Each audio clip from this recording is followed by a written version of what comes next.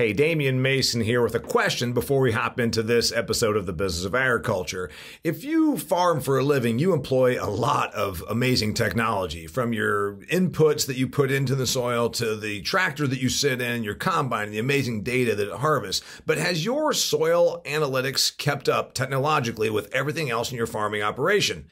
I would venture to say that no, it is not. Sure, you check for your nitrogen, your phosphorus, your potassium, your micronutrients as well. But what about disease pressure? Do you know what diseases and what pests you're going to face next year? No, you don't. But you can now figure that out with Pattern Ag's predictive analytics. Think about it. They can tell you now with testing what the likelihood of facing nasty diseases, things like cyst nematode or sudden death syndrome, what the likelihood of you having this in your field. Then you know how to prepare, how to treat, and where to invest your money. It's using technology to make you bigger yields and therefore make you bigger money. Go to www.pattern.ag to learn more. They are pioneering the way in predictive agronomy.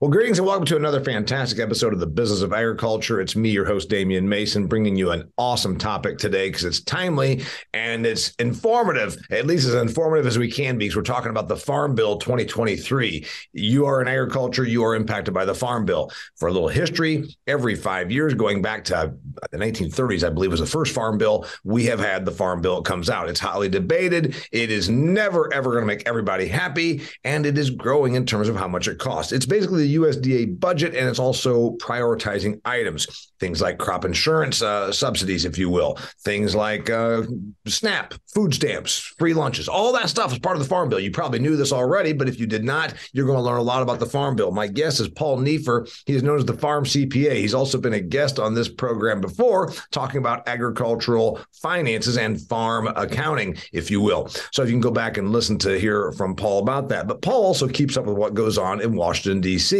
He's in a different role now. He's in a different role in his life. He owns farms in 3 states. He speaks like I do, but completely different subject matter. And he also does some consulting. So he's here to talk to us about what he sees coming down the pike with the Farm Bill 2023. First question, are we even going to get it done? Because there was one thought camp, a school of thought, if you will, that said there's so much dissension in Washington, D.C., Paul, it's never even going to happen. We're not even going to get a farm bill put together in the year 2023. And that's happened before, where it didn't even happen on the year it was supposed to happen. In fact, I think it happened the last time. So talk to me. Is it going to happen? Are we going to have a farm bill get through Congress? The only way we're going to get a farm bill that gets through Congress is if they resolve the debt ceiling issue here in the next week or so. If they can get that resolved, so then everybody knows what the budget is. The problem right now, nobody knows what their budget's going to be. Mm-hmm. If they get that resolved, I would say there's still 50% chance it'll get done this year. I personally think it's going to be next year. I think they'll punt it down the road for 1 year. Which means essentially everything in the Farm Bill from 2018 just rolls forward for 1 year. There are some various little energy programs. I think it's about $3 billion worth of budget that would basically expire. But as far as ARC, PLC, crop insurance, SNAP, all those programs would just roll over for another year. We had this happen before. I want to say it was not the most recent time. The 2018 got done on time, as I recall. It was the one prior to that. It was the 2013 that didn't match. Yeah, the 20. Right. It was a year later. Even the 18 bill. No, that one essentially got done in time, but certainly the 14 bill. There's been another. I think it was it 2002 or 2008? I think it was the 2008 bill that was a year or two late too. Yeah. So it's not a big deal, meaning it's not like all of a sudden, the poor kids go without their free lunches or the farmers go without a USDA office. It just means that whatever was already existing moves forward. It's interesting because I read once that, like, of all the crap that happens in D.C., and I did mean crap because every time I used to go there so much as a political comedian in my prior life, I mean, every couple months I was there. Used to work there 5 or 6 times, and I always just looked out the window on the airplane and said, "All this is built by stealing money from the productive sector outside of this little Potomac area right here." Yeah, yeah. Anyway, I've listened to what's going on, and one of the big predictions is this farm bill is going to grow in terms of its costs, which of course might be reflective of inflation. It's going to grow its apportionment to the nutrition programs, meaning right now, 76% of the farm bill, 76% of USDA spending goes toward free lunch, free breakfast, SNAP, food stamps, WIC, name the program. That's where 76% of it goes. The total, just in case you're wondering, dear listener, $428 billion a year. When this went through in 2018, the 2019 through 2023, that's your 5 years, that every year, $428 billion is lost. Actually, Damian, I think that was the total for the 5 years, because like I say, the estimate over the next 10 years, I think, is 1.4 trillion, which is about 140 billion a year. Yeah, all these numbers get confusing after a while. Yeah, I said per year it was $428 billion for 5 years. Yeah, right. I'm sorry. Yeah. So my bad. Okay. So of that, 325, almost $326 billion over 5 years was for the nutrition programs. And then the rest of it was essentially what you'd call really agricultural programs. That apportionment is going to change, is the big prediction. That instead of 76% going to nutrition, it's going to become something in the 80s. Yes. Yeah. And part of that is due to the fact that, during the pandemic, SNAP and a lot of these programs got boosted funding. That's been sort of baked into the budget. Yeah. Whereas the farm programs, crop insurance, ARC, PLC, really were no changes in those. So you're correct. The percentage of the farm bill going for nutrition is going to be higher than it was in prior farm bills. So here's what's interesting, and we'll get to the apportionments here in a minute, but just some of this is actually still not even the real number, because as you just said, beginning about 2.5 years ago, there was this push. The government shut down, things 3 years ago. We're recording this right now, spring of 23. So it's 3 years ago when we were all told that we had to stay home, stay scared, stay tuned and stay scared and all this. Well, they also said, oh, these poor folks, they just started tossing money we did not have as a nation at all this stuff. And like you said, it was about a 40% increase on the SNAP and food stamp stuff. Yeah. And that happened not 3 years ago, but within somewhere between pandemic and now is when that all happened. So you're saying they're baking that in. Also, there's a boatload of money tossed at production agriculture that was not part of the farm bill. And I know that as much as we in ag like to bitch about those welfare recipient people getting their free lunches, well, we got a lot of free lunches handed to us also. $51 billion was the number, and that was in the year 2020, I want to say, or 21? 2020, I believe. It would be sort of the 2020/21 budget. Plus, we had the ERP, which is about a $10 billion budget that happened last year. And again, all those ad hoc programs right now really are not baked into the budget.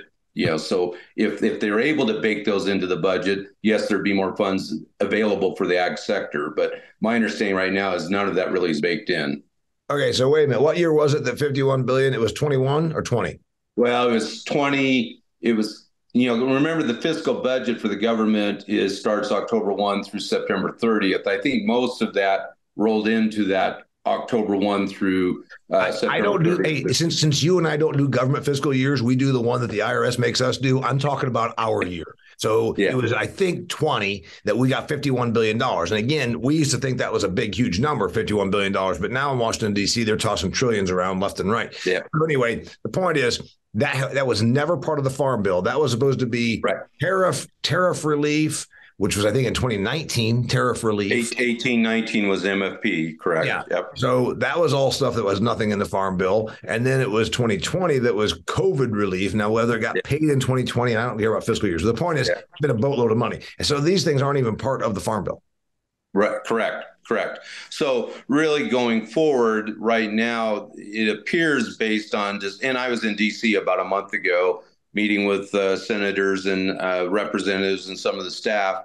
The consensus seems to be it's sort of status quo on the farm bill side as far as for production ag. There's been a lot of chatter out there that the farm organizations would like to see an increase in the reference prices. Well, problem with that is there's nothing in the budget to cover that. Reference prices? You mean reference prices for what the insurances would pay? No, because insurance is based on an annual calculation. The reference price is baked into the actual farm bill. So it's $370 for corn, $1240 for soybeans. I believe it's $1240, $550 for wheat, et cetera, et cetera. So those reference prices are fixed for the 5 years of the farm bill. Although there's the mechanism that allows them, if the price goes up enough, it allows that reference price to go up by about 15%. That's the cap, is 15%. So, like the corn and the soybean, the wheat and the rice and the peanut associations, they're saying, hey, our cost of production is higher, therefore the reference price needs to be higher. Yeah. They're correct. Cost of production is higher. But if you want the reference price is higher, then that means more is going to be paid out based on the CBO score. And that means you're going to have to cut other programs. Yeah. And I don't think they want that to happen. Yeah. So what we're looking at, just for reference here, what the current bill is. And like I said, I think it's very important that we in ag, and I say this because, remember, I'm a farm guy. You and I are both farm owners. We're farm kids. You tell sometimes farm people get very bristly when you tell them some of these data points. Like there was $51 billion thrown. They didn't throw it to the laundry, the dry cleaners. $51 billion of COVID relief. And there was 20-some billion dollars of tariff relief. And so these things happen, and they're completely on top of this farm bill. So anyway, while we're talking about the actual farm bill. Well, then also, Damian, many farmers took advantage of the PPP program, the Paycheck Protection Program, and that's additional money on top of the money you just talked about. And for ag, that was probably another 2 or 3 or 4 billion. Yeah, it was significant. But I had somebody fight with me on Twitter that I couldn't complain about welfare programs because I participated in the PPP. I thought that was interesting. I'm like, well, the government essentially made it so I couldn't earn living by shutting down. When a main part of your revenue involves going to meetings and speaking, and you're not allowed to have meetings because the government says you're not allowed to have meetings, made it kind of difficult. Anyway, by the way, the splits are, for the current farm bill, 76% of the $428 billion. Again, that's over 5 years. So roughly $90 billion a year or so, or a little less, nutrition, 9% crop insurance. And that's a biggie that I think that's the one that most farm people really do not want to ever have to go without. And I think that we've learned as a country, maybe as an industry, Paul, you can bitch a lot about different things, but one thing you don't want to bitch about is when a derecho whips through Iowa and truly devastates multiple counties and thousands of farming operations. That poor son of a bitch shouldn't be now twisting in the wind financially. And so I think we can all I think even the people in my suburban neighborhood in Phoenix would get behind subsidization of crop insurance. Is that the one that's most acceptable? Yeah, there's definitely, it appears, very much bipartisan support on both sides. Democrats, Republicans, they all agree that crop insurance has been a very good program for food security. That's one of the reasons why we have a farm bill, is food security.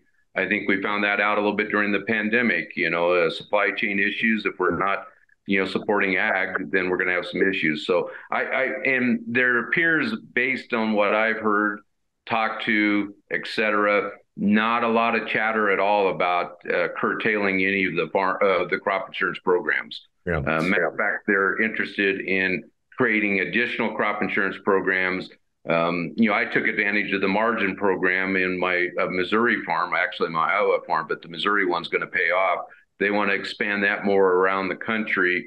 And that's where you're actually insuring your margin, the difference between the revenue price and the cost of production. So Because sometimes if you insure the revenue price, but if your cost of production goes up even more than the revenue, crop insurance doesn't help on that. But there is a program that allows that to happen. 7% goes to commodities, and that's really just that's subsidization, right? Yeah, it's primarily ARC, agricultural risk coverage, or price loss coverage, and then maybe market loan gains. That hasn't happened lately, but that did happen with the wheat growers back in 2015. I think it was 15 or 16, but maybe it could happen on some of those specialty crops. But that's where most of that money is going to. And again, for this year, next year, right now, there's really no expectation much payment's going to be made unless we see a large reduction in prices. 7% then goes to conservation. That's your conservation programs like CRP, Conservation Stewardship Program, CSP. Those are those things. All the ones, 23 million acres right now. There's 23 million acres in the CRP program. I just pulled that up for the Earth Day deal. And I think there's a push to grow that number more than 23 million acres. Am I right? The 14 Farm Bill had actually curtailed it down, if my memory is right, to 24 million acres. And then the 18 Farm Bill pushed it back up to 28 million acres. But they've only, like you said, they're only at 23 million. I think part of it is what I've heard is they want to encourage really highly erodible acres to be in CRP, but they don't want to encourage good productive ground to be in CRP. There's a lot of decent productive ground out there that's put into CRP because they get a better return on CRP than they do farming. So there is a little bit of a rub there that I think may be some changes in the Farm Bill on that. I know that you've got your ties to the Northwest, but when I work in Sherman County, Oregon, one of my favorite places to go there and have beers in Sherman County between Morrow and I can't remember the name of the other little town. Morrow, Wasco, Wasco. Okay. Wasco, yeah. There's a mountain line. Anyway, I drive around my buddy Darren Paget, and I said, well, he says, well, that's in CRP. I said, it's the slope of a mountain. I can't imagine it was ever cropped. So, hell, there's still farming stuff out there that looks like it could be in CRP. He told me, then I didn't know about this, says, yeah, but there's a limit. There's a limit of the percentage of acres of farm ground in any county that can be in CRP. I didn't know that, but obviously in places like Morrow, Oregon, they pretty much hit their limits. Yeah. And Damian, some of that steep ground where I grew up, that's not even steep ground. So, right. I can guarantee you I have ground that I'm not sure a billy goat would farm on it, but we did. So now a lot of that's now in CRP and it needs to be in CRP. Yeah, I've got 16 acres in CRP, and on a comparative basis, Indiana land in CRP is probably still better than some of the things that are being farmed in some of the tougher regions. Oh yeah, definitely. Let's talk about what then we think is going to happen. They know that they're going to grow the SNAP nutrition, free lunch, free breakfast, food stamp thing. And it's going to grow into the 80 plus percentile. Does something get cut? Do they take from us? Do all of a sudden then, is there another thing? Before you answer that, I want to remind our listeners about sustainability. It's a buzzword that's been used, probably overused for at least a decade by every PR person, marketing person, any corporation that wants to appeal to Main Street and to their shareholders. Sustainable. Let's talk about real sustainability. Point is, in production agriculture, you own farm, ground, land. It's your most valuable asset. You can do sustainability practices, and it's not just pure bullshit like so much sustainability talk has been for the last 10 years. You can actually take steps to improve your sustainability and get paid for it. Truterra can help you do that. Truterra, a division of Land O'Lakes, you know them, they've been around for 100 plus years. Truterra is focused on helping farmers at every stage of the sustainability journey. The point is you can make a few changes, cover crops, maybe back off some tillage. The point is you don't have to change a lot, but you can probably do a few things and get paid for it. Truterra can help you find money for sustainability practices. Go to TruterraAg.com, TruterraAg.com. It starts with a soil health survey, and from there you can decide what you're willing to do, what you're not willing to do, and what you could get paid for practicing sustainability on your farm. TruterraAg.com. All right, so what's going to get cut? Anything? Or does the whole pie grow? Right now, the whole pie grows. That's assuming the debt ceiling gets raised accordingly. The pie is growing. The amount of pie that's going to be there for production ag is going to grow. Crop insurance subsidies are still going to be there. ARC PLC is still going to be there. There's still going to be the CCC fund. That's sort of you call it the bank or the cookie jar for the FSA that allows them to do the ad hoc programs at times. Now, some of the ad hoc was through CCC.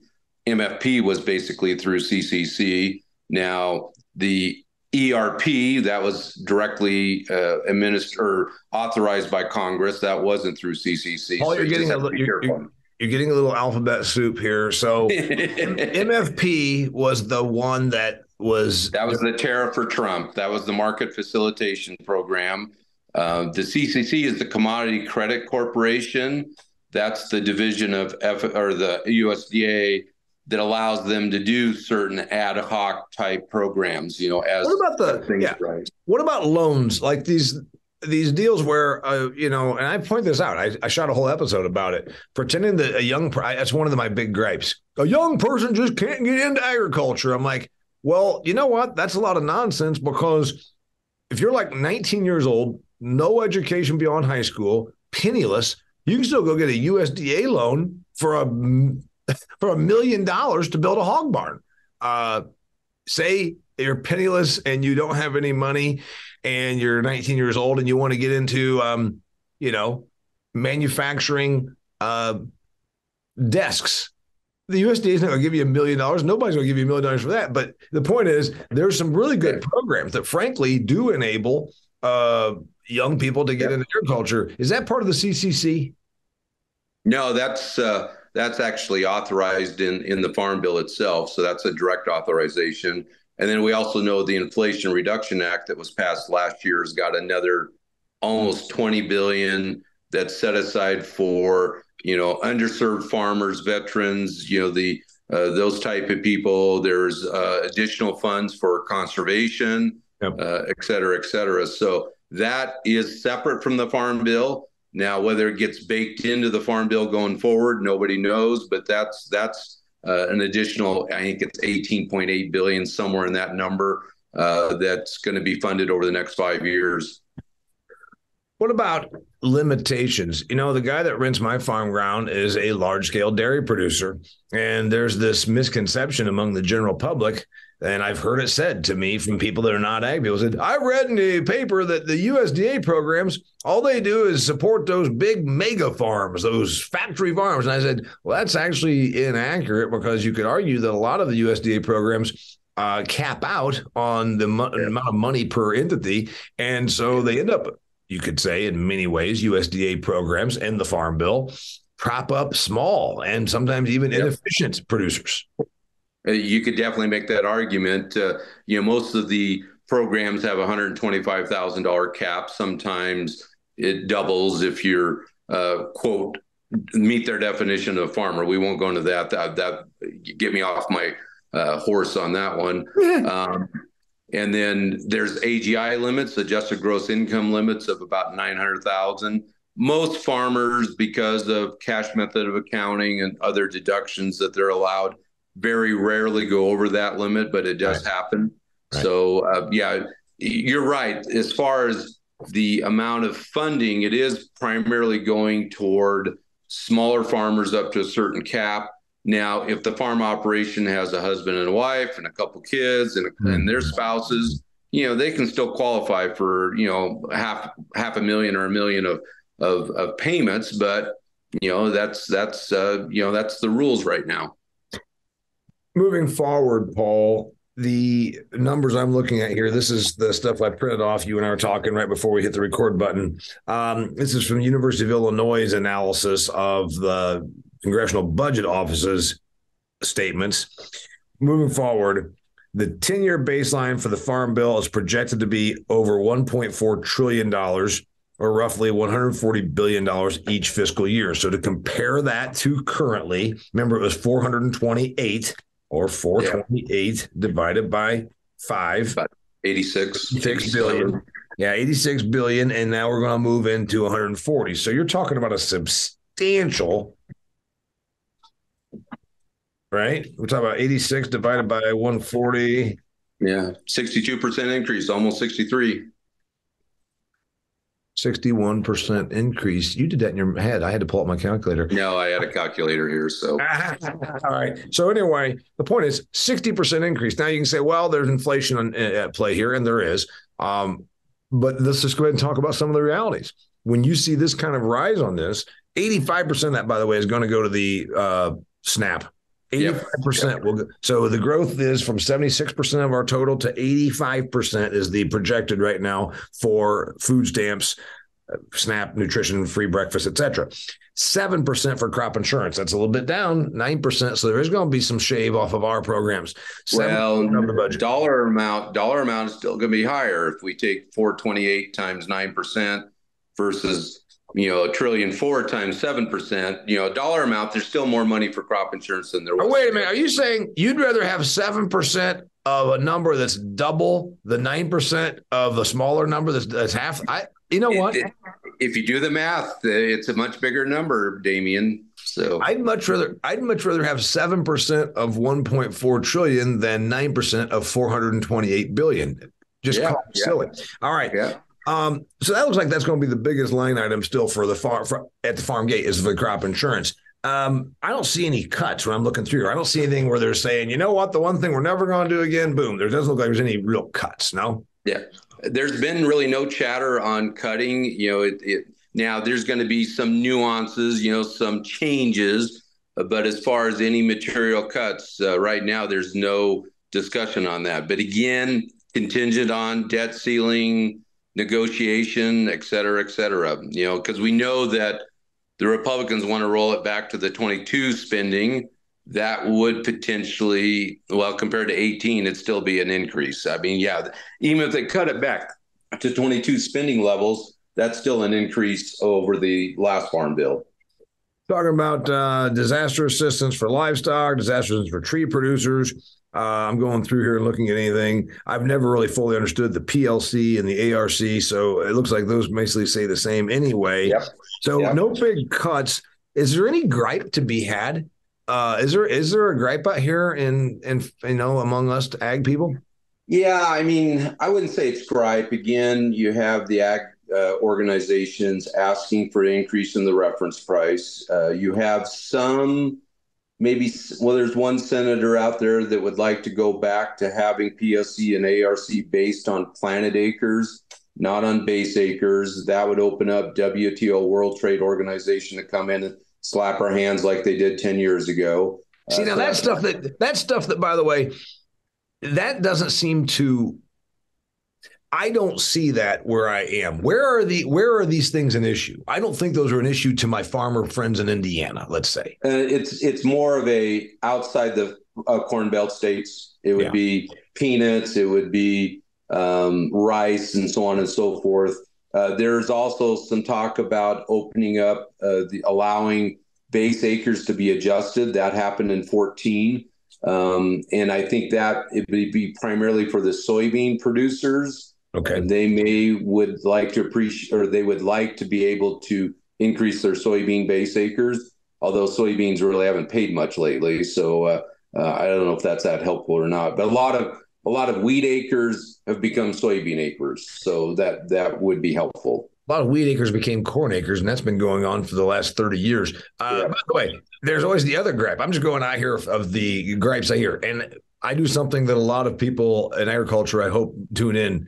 I give them perspective from the non-ag people because we tend to see from ourselves so much. I can tell you, my neighbors that I live next to in the wintertime in Arizona, and they don't actually come and tell me this, all of them. But anyway, my suburban neighbors that I'm around half the year in Arizona, their gripe is, well, why am I paying for you to have guaranteed revenue? And that's a legit gripe, but we always go back to it's food security. I'd rather keep these operations in business so that we have food security. So that one's generally one that we can get by with. There's the other one though. And if you read some maybe more left-leaning media, let's call it The Atlantic. The Atlantic did a story. That's a left-leaning high-end. If you're a high-end left-leaning person, you read The Atlantic. It was about a year ago, Paul, big article about the USDA policy against wheat and pro-corn. And it sparked a little bit of outrage among the folks that don't understand agriculture. Have you heard that? And do you know what I'm talking about? Yeah, no. And, you have other left-leaning organizations that want all the subsidies to be eliminated, or on crop insurance, they would love to eliminate the harvest price option, which that has been very favorable for farmers. Which one's that? So it used to be crop insurance. You had your spring discovery price. Okay. And your crop insurance payment was always going to be based on that, even if the harvest price was a lot higher at the end of the year. Well, now with the harvest price option, you get the greater of the two amounts. So, and most farmers elect to use the harvest. I call it the harvest price option. I think it's actually HPE. It's an exclusion, but I call it the harvest price option. They'd like to eliminate that. They want to reduce the subsidies. They would like to put in a means testing on crop insurance. And the law of unintended consequences, I think, would not be very good in that area, because what would happen, typically your higher income farmers or the more productive farmers, the better farmers, now not always, but that's typically what happens. And if you start excluding those farmers from the crop insurance program, the premiums for the people that aren't as successful, aren't as productive, their premium is probably going to go up 30 to 50%. So just be careful on that. So, well, that's funny you should say that. That first off, the Atlantic, like I said, the whole intention, the whole gist of it. Again, you're talking about written from a very left-leaning person from New York or something that says, well, the USDA policy is starving poor people because they've forced farmers to switch over to corn. I mean, that's essentially what their headline was. And it's like, this is not necessarily accurate, although it could be stated. Generally, our farm bills have been very pro-corn. Now, there is some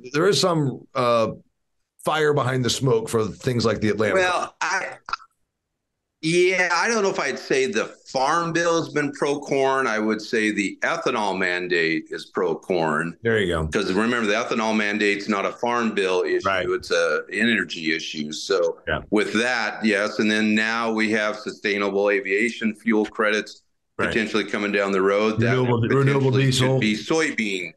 Renewable diesel. So, we've talked about that with a number of guests here on the podcast. Okay.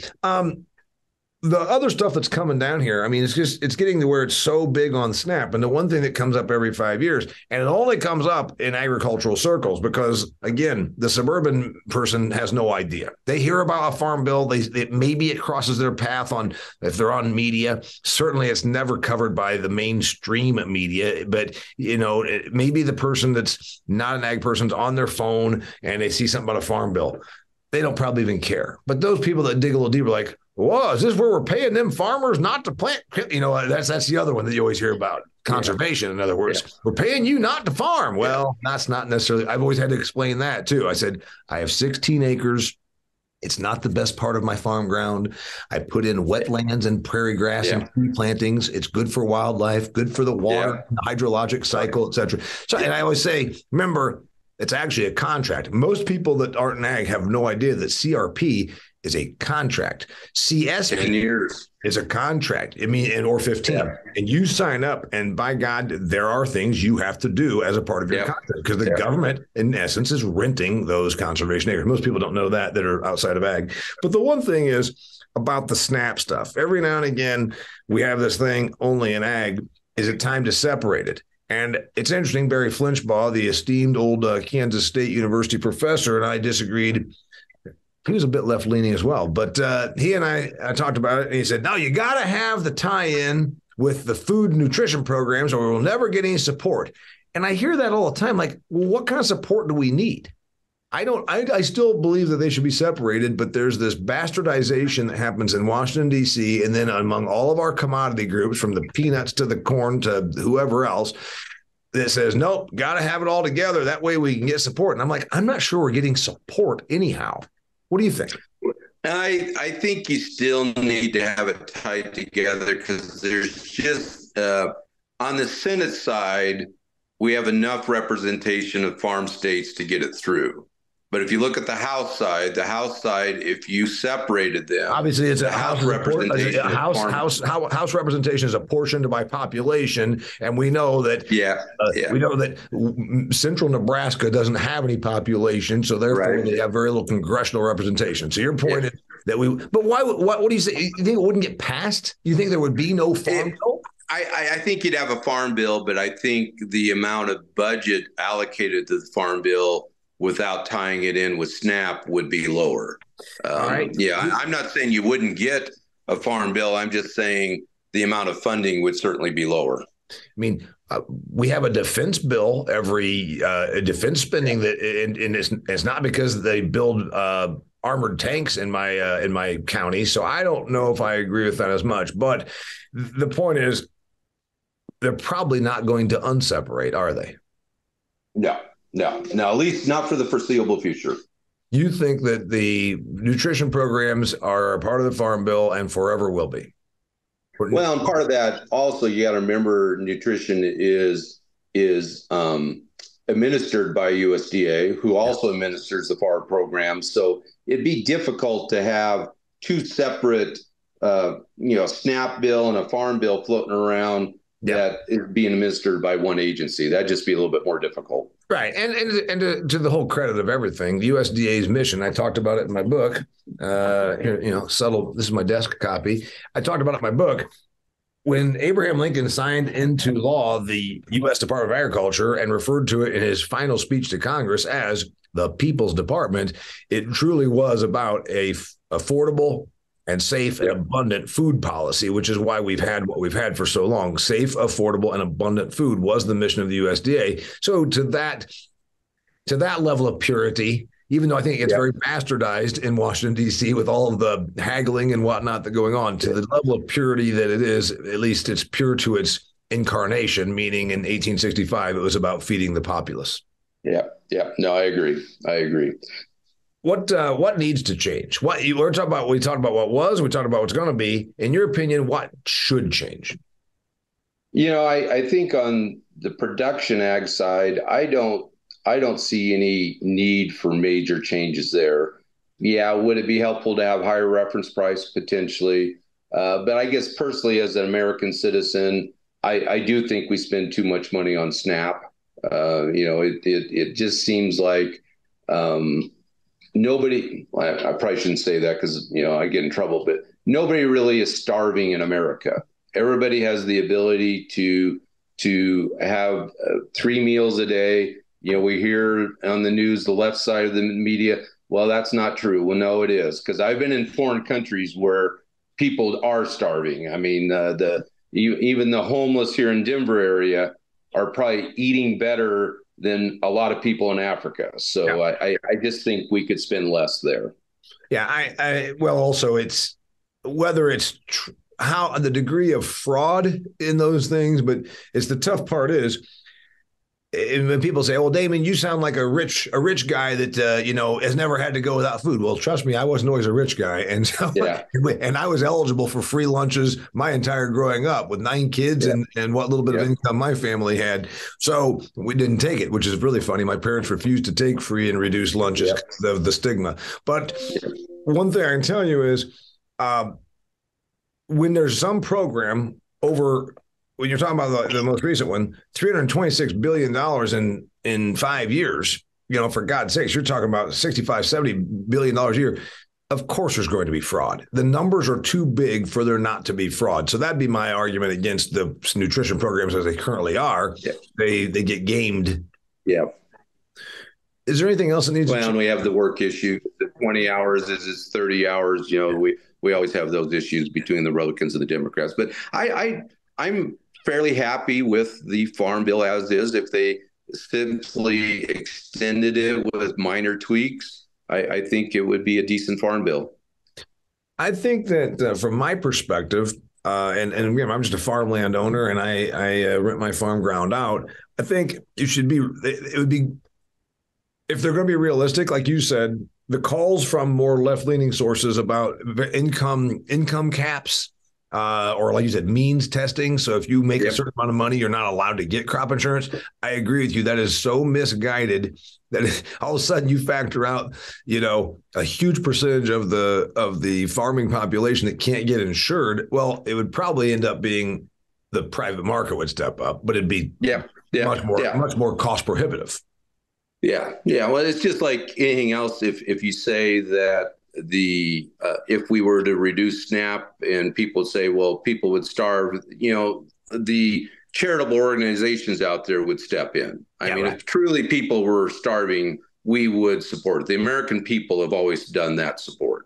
And we already have a pretty good. I mean, there's soup kitchens and church basements that serve food and all that kind of thing. So what about? I think the one thing would be, from my perspective, I don't want to see a bunch of more income caps and then payment limits, because if the damn program is there, the program should be for as long as you have eligibility, making your finances or your farm profitability a component of eligibility has done, again, exactly the opposite of what the intention was in 1865. It actually might be excluding a larger scale operation that tends to have better economies of scale, that tends to have better, productions, efficiencies, et cetera.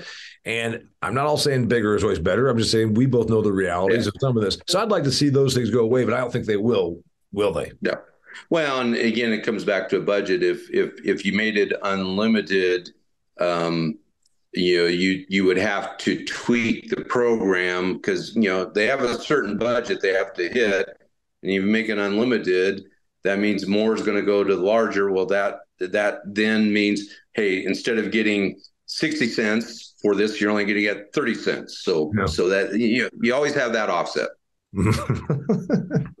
All right. What about conservation? You said that it was one of their goals. Do they get more? Does the new one come out? Does it get more acres enrolled? And by the way, for perspective, because there's probably people that wonder about this, 23 million crop CRP acres. And that's actually in the count. When we talk about 360 to 380 million cropland acres in the United States, the 23 is part of that. It's obviously generally the lower quality of that, generally, but do we grow it? Does it get to?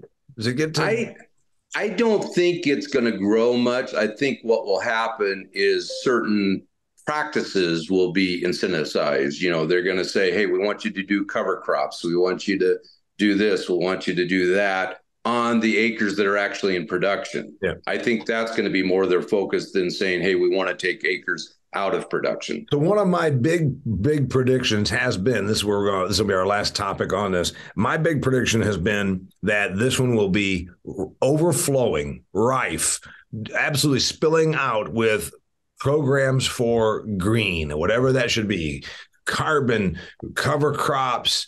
I think it's going to be everything, this whole green agenda, which some of it is clearly defies economics or attempts to, paying subsidies to put solar panels in Huntington County, Indiana, where it's only sunny half the year, does not make sense. I think there's going to be a boatload. What kind of things we're going to see? Cover crops. If they toss $4 an acre for cover crops, a lot of people are going to say ain't worth it.